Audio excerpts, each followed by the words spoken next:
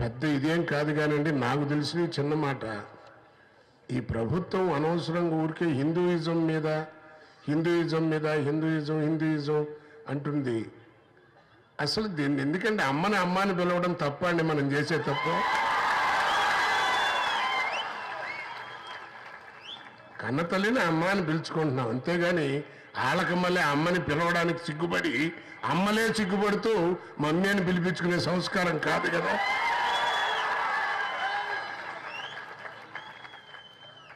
అసలు ఏంటి హిందుత్వం, దీని గురించి హిందూయిజం మీద ఎందుకు ఇంత రివల్ చేస్తున్నారు నాకు అర్థం కాదు. బేసిక్గా ప్రపంచ దేశాల్లో ఏ దేశమైనా మన దేశాన్ని ఇండియా అని పిలుస్తుంది. మన గర్భశత్రు ఎవరండి? పాకిస్తాన్.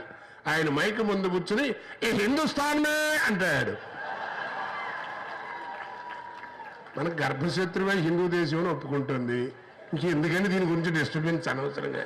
పిచ్చోళ్ళు కాదు, పిచ్చి మాటలు కాదు. రెండు, ఈ హిందూయిజాన్ని నశించాలి, హిందూయిజం ఉగ్రవాదం అని అనేటువంటి వీళ్ళే పైన పరిపాలిస్తూ వాడి స్పీచ్ అంతా అయిన తర్వాత జై హింద్ అంటాడు. మరి అదేంటో నాకు అర్థం కాదు. మరి ఇది దేశం కాదు, హిందువులు మాట్లాడకూడదు, హిందుత్వం డామినేట్ చేసేప్పుడు మరి నువ్వెందుగా ఈ జై హింద్ అంటున్నావు? అందుకని అద్దం ముందు కూర్చుని అందంగా ఉన్నావు అనుకోవద్దు.